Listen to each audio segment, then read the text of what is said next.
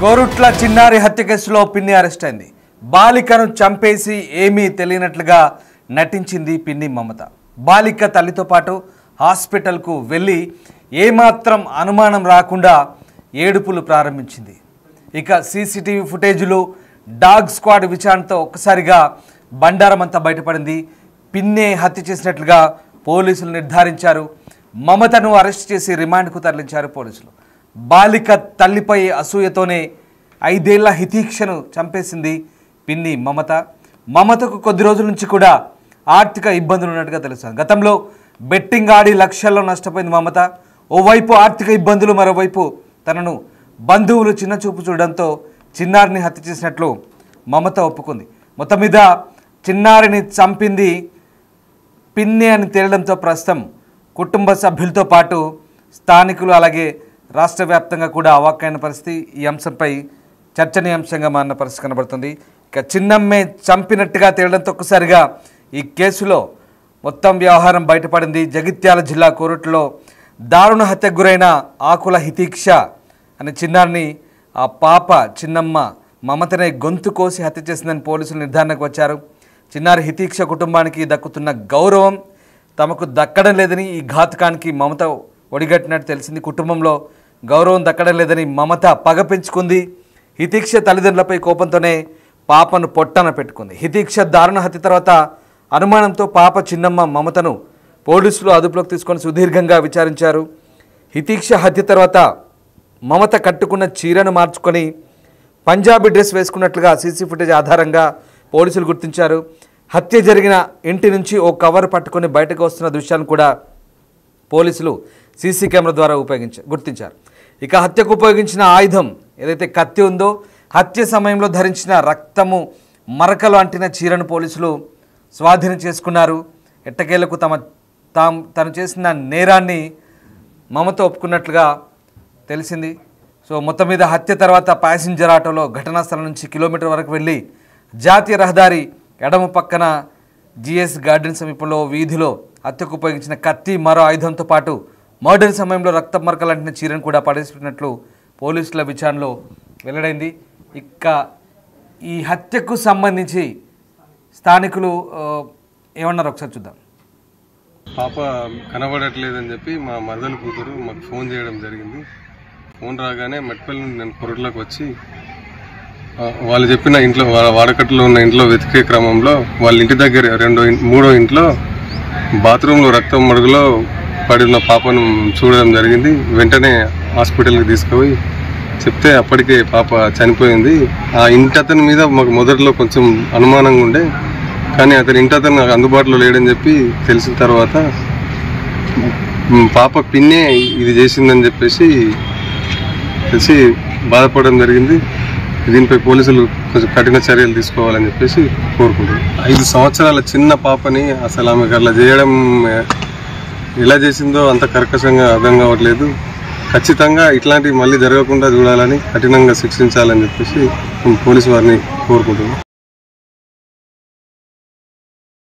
అయితే నిందితురాల్ని తీసుకెళ్లి ఇవాళ ఆమె హత్యకు ఉపయోగించిన కత్తిని కూడా పోలీసులు స్వాధీనం చేసుకున్నారు. మొత్తం మీద కుటుంబంలో తమకు సరైన గౌరవం దక్కడం లేదనే కారణంతో పాటు ఆర్థిక ఇబ్బందులు, అంటే ఆ నిందితురాలు బెట్టింగ్లో గతంలో డబ్బులు కూడా పోగొట్టుకున్నట్టుగా తెలుస్తుంది. దీంతో సమాజంలో ఆమెను చిన్న చూపు చూస్తున్నారనే భావన వెరసి ఇవన్నీ కూడా తోడికోడలు కూతుర్ని పొట్టన పెట్టుకున్నట్టుగా తెలుస్తోంది. విచారణలో నిందితురాలు పూర్తి అంశాలు వెల్లడించినట్టుగా తెలుస్తుంది. రైట్, మా ప్రతినిధి శ్రీనివాస్ ప్రస్తుతం మనతో ఫోన్ లైన్లో అందుబాటులో ఉన్నారు. శ్రీనివాస్, ఈ జగిత్యాల హత్యకు సంబంధించి పిన్నికి సంబంధించిన వ్యవహారం మొత్తం బయటపడింది.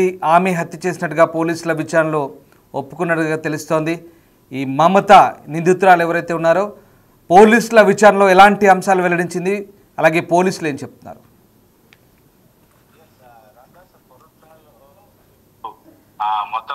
మొత్తానికైతే పోలీసులు ఆ మిస్టర్ ని ఛేదించారు. దాదాపుగా 6 ఏళ్ల బాలిక ఈ దీక్ష బాత్రూమ్ లోపల ఇటు రక్తం మడుగు లోపల పడి ఉండడంతో ఎవరు ఈ మర్డర్ చేయాల్సినటువంటి అవసరం ఏమొచ్చిందని చెప్పి పోలీసులు ఆరా తీశారు. అయితే మొదటి నుంచి కూడా ఇటు అక్కడ ఉన్నటువంటి ఏదైతే బంధువుల మీద ఇటు అనుమానాలు ఉన్నటువంటి నేపథ్యం లోపల చిన్నారి ఆ బాలిక ఇతీతను హత్య చేసి మొత్తానికైతే అలా పిన్నే డ్రామాలు ఆడింది అని చెప్పి అయితే తెలియడం జరిగింది. అయితే స్కూల్కి వెళ్ళి వచ్చిన తర్వాత మొహరం పండుగ ఉన్నటువంటి నేపథ్యం లోపల ఇటు చిన్నారి ఇతీక్షతో పాటుగా మరో 3 పిల్లలు వీళ్ళందరూ కూడా ఆడుకున్నటువంటి సమయం లోపలనే ఇటు అక్కడ పీరీలు వచ్చేటువంటి సమయంలో పెద్ద పుల్ల వేషాలు ధారణతో వచ్చేటువంటి సందర్భం లోపల ఇతీక్ష ముంగట ఉన్నటువంటి ఇంట్లో వెళ్ళి దాక్కుంది. భయపడి దాక్కున్నటువంటి సమయం లోపల ఇతీక్షను ఇదే సమయం కోసం వెయిట్ చేస్తున్నటువంటి మమత మొత్తానికైతే వాళ్ళ కుటుంబం పైన మొత్తం కక్ష పెట్టుకున్నది. వాళ్ళ అమ్మ పైన వాళ్ళ పిల్లల పైన కక్ష పెట్టుకొని బాలిక వాళ్ళనంటే మొత్తానికైతే ఏదో చేయాలని చెప్పి అనుకున్న దాని ప్రకారంగానే ఇతీక్షను అదే బాత్రూమ్ లోపల బెడను వేసి తర్వాత ఇంట్లో నుంచి కట్టరు తర్వాత కత్తి తీసుకొని వచ్చి ఆ బాలికను విచక్షణ రహితంగా పొడిచి చంపినట్టుగా అయితే తెలుస్తుంది. అయితే హత్య కోసము కూరగాయల కత్తితో పాటుగా కట్టరు వినియోగించిన అని చెప్పి అయితే నిందితురాలు పోలీసుల ముంగట అయితే తెలపడం కూడా జరిగింది. అయితే మమత ఇప్పుడు ఇటు హత్య చేసిన తర్వాత ఒక దాదాపు కిలోమీటర్ వరకు కూడా వెళ్ళి అక్కడ బట్టలు చేంజ్ చేసుకొని మళ్ళీ వేరే బట్టలు చేంజ్ చేసుకొని మళ్ళీ ఆటోలో వచ్చి ఇక్కడ ఏం తెలియనట్టు మళ్ళీ బాలిక కోసం వెతకడం ప్రారంభించింది. కుటుంబ సభ్యులతో వాళ్ళు బాలిక కనబడడం లేదు అని చెప్పి ఆరా తీస్తున్నటువంటి నేపథ్యం లోపల వారి వెంబడే వెళ్ళి ఆరా తీసింది. తర్వాత హత్య జరిగిన తర్వాత కుటుంబ సభ్యులతోనే కలిసిమెలిసి ఏడవడం కూడా జరిగింది. అయితే ఈ నేపథ్యం లోపల మొత్తం పోలీసులు అయితే ఇటు బాలికను హత్య చేయాల్సినటువంటి అవసరం ఏమున్నది అని చెప్పి విచారించినటువంటి నేపథ్యం లోపల కుటుంబ సభ్యుల యొక్క ఫోన్లు తర్వాత వారి యొక్క సిగ్నల్ అవన్నిటి పైన కూడా దృష్టి సారించారు. కుటుంబ సభ్యుల మొత్తం అందరి ఫోన్లు కూడా తీసుకోవడం కూడా జరిగింది. అందరినీ ఆ ఫోన్లు క్షుణ్ణంగా పరిశీలించిన తర్వాత మళ్ళీ ఎవరి ఫోన్ వాళ్ళకు ఇచ్చిన తర్వాత ఇటు బాలిక చిన్నమ్మ ఎవరైతే మమత ఉందో మమత యొక్క ఫోన్ మళ్ళీ తీసుకోవడం కూడా జరిగింది. మళ్ళీ తీసుకున్న తర్వాత అంతకుముందు ఉన్నటువంటి వీడియోలు డిలీట్ కావడంతో మమత పైనే పోలీసులకు అనుమానాలు అయినాయి. అంతకుముందు మర్డర్ చేయడం ఎలాగా ఇటు చంపడం ఎలాగా అనేటువంటి పలు యూట్యూబ్ లోపల పలు వీడియోలు డౌన్లోడ్ చేసి వాటిని చూసి ఈ కట్టరు కత్తి సహాయంతో చంపాలనుకున్నట్టుగా అయితే వాళ్ళు నిర్ధారణకు వచ్చారు. తర్వాత వీడియోలు డిలీట్ చేయడంతో అప్పుడు మొత్తం పోలీసుల అనుమానం నివృత్తి చేసుకొని మమతను వారి అదుపులోకి తీసుకోవడం జరిగింది. అయితే మొన్న రాత్రి నుంచి అదుపులోకి తీసుకున్న తర్వాత మమత ఇంకా వేరే వారు ఎవరన్నా ఉన్నారా అనే కోణం లోపల అయితే పోలీసులు ఎంక్వైరీ చేయడం జరిగింది. దాదాపుగా ఈ రోజు సాయంత్రం ఇటు 5 గంటల సమయం లోపల తానే హత్యకు చేయడానికి ప్రణాళికలు రచించినట్టు తానే హత్య చేసినట్టు అని చెప్పి పోలీసుల ముంగట కూడా అయితే ఒప్పుకోవడం కూడా జరిగింది. అయితే ఎందుకు ఈ హత్య చేయాల్సినటువంటి అవసరం ఏమొచ్చింది అనేటువంటి కోణం లోపల చూసినట్టయితే కేవలం ఆ బాలిక యొక్క తల్లి ఎవరైతే ఉన్నారో ఆ బాలిక యొక్క తల్లి పైన అసూయ తోనే ఈ మొత్తం ఆ కుటుంబాన్ని లేకుండా చేయాలని చెప్పి అనుకున్నట్టుగా అయితే తెలుస్తుంది. ఎందుకంటే వాళ్ళందరూ కూడా ఉమ్మడి కుటుంబం ఉంటారు. రామ్ లక్ష్మణ్ అని ఇద్దరు కూడా కవలలు.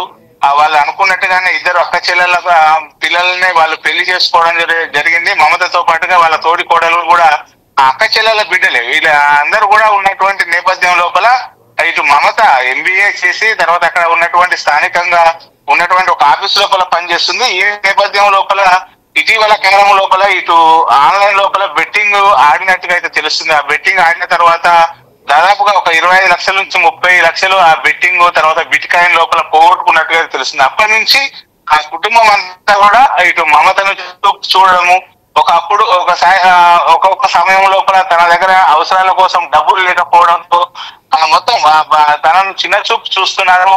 ఇదంతటి కూడా తన తోడి అని చెప్పి భావించినటువంటి మమత మొత్తం కుటుంబాన్ని కూడా లేకుండా చేయాలని చెప్పి ఒక అసూయతో కక్షతో వాళ్ళ మీద రగిలిపోయింది.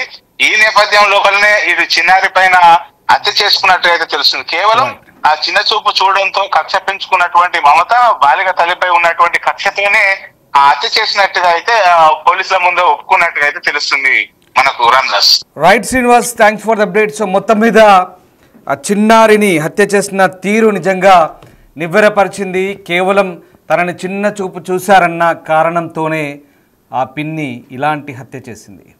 ఒక్కసారి నిజంగా ఆ సర్కిల్లో చూస్తున్నారే అదే ఆ పాపిష్టి పిన్ని, అదే ఆ క్రిమినల్ పిన్ని. వాస్తవానికి ఇక్కడ ఆ పక్కనున్న తోడికోడలు నవీన, ఈ మమత ఇద్దరు కూడా వరుసకు అక్కా చెల్లెల బంధువులే అవుతారు. రామ్ లక్ష్మణ్ ఇద్దరు కవలలు ఎవరైతే ఉన్నారో, రామ్ని నవీన పెళ్లి చేసుకున్నప్పుడు లక్ష్మణ్ మమతకిచ్చి పెళ్లి చేశారు. ఇద్దరు కూడా దగ్గర బంధువులే. కానీ బెట్టింగ్ జూదంలో, బెట్టింగ్ మాయలో దాదాపు 25 లక్షలు అంటే 25 నుంచి 30 లక్షల వరకు పోగొట్టుకున్న మమత ఆ బెట్టింగ్ వ్యామోహంలో అటు డబ్బులు పోగొట్టుకుంది, అలాగే ప్రాణాలు తీసేంత తెగింపు కూడా ఆమె ఆలోచన ధోరణి మారింది. ఏకంగా తన తోడికోడలు కూతుర్ని అత్యంత కిరాతకంగా, మరి నీకు 2 బిడ్డలు ఉన్నారే, తనకు కూడా 2 కూతురు ఉన్నారు. ఇప్పుడు ఈమె భర్త కూడా విదేశాల్లో ఉంటాడు, గల్ఫ్ కంట్రీస్లో. ఇప్పుడు తల్లి జైల్లో, తండ్రి విదేశాల్లో. ఇప్పుడు ఈమె 2 పిల్లలు కూడా అటు తల్లి జైల్లో ఉండి, తండ్రి విదేశాల్లో ఉండి 2 పిల్లలు కూడా బిక్కుమంటూ గడుపుతున్న పరిస్థితి. తిరిగి మళ్ళీ ఇప్పుడు ఆ 2 పిల్లల్ని కూడా ఈమె హత్య చేసిన ఎవరైతే తోడికోడలు ఉన్నారో ఆమె చేరదీసింది. చూసారా ఏ రకంగా ఉంటుందో? తల్లి చేసిన పాపానికి పిల్లలకి ఇప్పుడు కనీసం వాళ్ళు మానవత్వం చూపించారు. మీకు గుర్తుండే ఉంటుంది, గతంలో బహుశా పిన్ని అనే ఒక సీరియల్ వచ్చి ఉంటుంది, టెలివిజన్లో పిన్ని అనే ఒక సీరియల్ వచ్చి ఉంటుంది. సాయంత్రం కాగానే పిన్ని అంటూ ఒక్కసారి ఆ సీరియల్లో ఆ పిన్ని ఏ రకంగా ఆ పిల్లని చూసేది, ఏ రకంగా మనకు సాయంత్రం కాగానే ఆ సీరియల్ గుర్తొచ్చేది పాట. సో అలాంటి పిన్నులు, అలాంటి చిన్న తల్లులు అంటే చిన్నమ్మలు ఉన్నటువంటి స్టోరీల నుంచి ఇప్పుడున్నటువంటి ఈ పాపిష్టి పిన్ని ఎంతటి దారుణానికి ఒడిగట్టిందో ఒకసారి మనం చూసారా? ఆ సీరియల్లో ఆ తల్లి తన సవతి కూతుర్ని ఎంత బాగా చూసుకునేదో ఆ రకంగా. కనీసం అంటే ఇక్కడ ఉన్నటువంటి ఈ పిన్ని ఎంత క్రిమినల్ పిన్నో, ఎంత పాపిష్టి పిన్నో ఒక్కసారి మనం ఈ స్టోరీ చూసి అర్థమవుతుంది. సీన్ అంతా రిక్రియేట్ చేసినప్పుడు పోలీసులు నివ్వెరపోయే అంశాలు, ఆశ్చర్యకరమైన అంశాలు బయటకు వచ్చాయి. చంపి మళ్ళీ ఏం తెలియకుండా రక్తపు మరకలున్న బట్టల్ని ఎక్కడో కిలోమీటర్ దూరంలో తీసుకెళ్ళి పడేసి, కత్తుల్ని పడేసి చాలా దారుణంగా బెట్టింగ్ మాయాజాలంలో పడి ఏకంగా హత్యలకు కూడా ఒడిగట్టడం. దీనికి అంతటి కూడా మళ్ళీ ఒకటే కారణం, ఇక్కడ ఆన్లైన్ గేమింగ్ లేదా చాలా వరకు మీకు ఒక్కటి గమనించండి, హత్యలు, నేరాలన్నీ కూడా ఈ ఇన్స్టాగ్రామ్లు, ఫేస్బుక్ పరిచయాలు, ఆన్లైన్ గేమింగ్లు ఇవన్నీ కూడా దాదాపుగా దీంతోనే లింకప్ అయి ఉంటున్నాయి.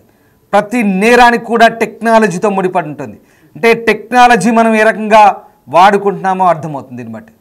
టెక్నాలజీ మంచి మనిషికి పనికి రావాలి, కానీ మనిషి పూర్తిగా దిగజారేలా ఉండకూడదనేది ఇక్కడ సారాంశం. ఎక్స్క్లూజివ్ దృశ్యాలు చూస్తున్నారు. ఆ పాపిష్టి పిన్ని మమతను ఏ రకంగా పోలీసులు తీసుకెళ్తున్నారు ఆ దృశ్యాలు చూడొచ్చు. బిగ్ టీవీ స్క్రీన్పై ఎక్స్క్లూజివ్గా చూస్తున్నాం. క్రిమినల్ పిన్ని, అదే ఆ క్రిమినల్ పిన్ని, హితాక్షిని చంపిన ఆ నేరస్తురాలు పిన్ని ఏ రకంగా. అంతకుముందు ఇదే నేరస్తురాలు, ఇదే పిన్ని ఆ పాపని చంపిన తర్వాత తిరిగి ఆమె తల్లి పక్కనే కూర్చొని దొంగ నాటకాలు ఆడుతూ, దొంగ ఏడ్చుకుంటూ కూర్చుంది. బంధువులందరినీ కూడా నమ్మించే పనిచేసింది. బెట్టింగ్లో లక్షలు పోగొట్టిన ఈ మాయాలేడి, ఈ జూదమాడిన ఈ మాయాలేడి ఆ బెట్టింగ్ మాయలో పడి ఏకంగా హత్యలు చేసింది.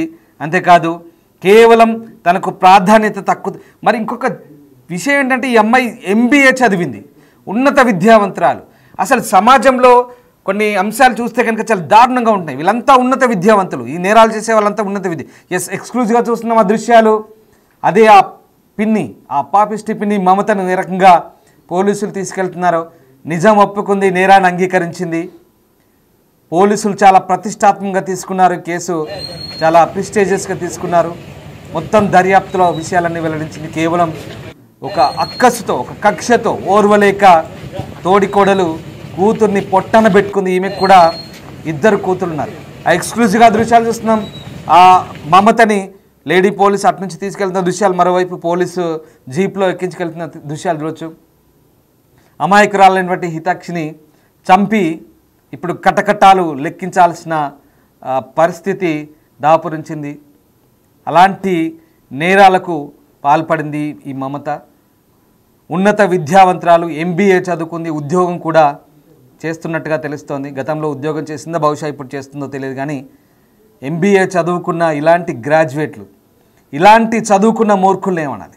కామెంట్ బాక్స్ రూపంలో మీరే తెలియజేయండి.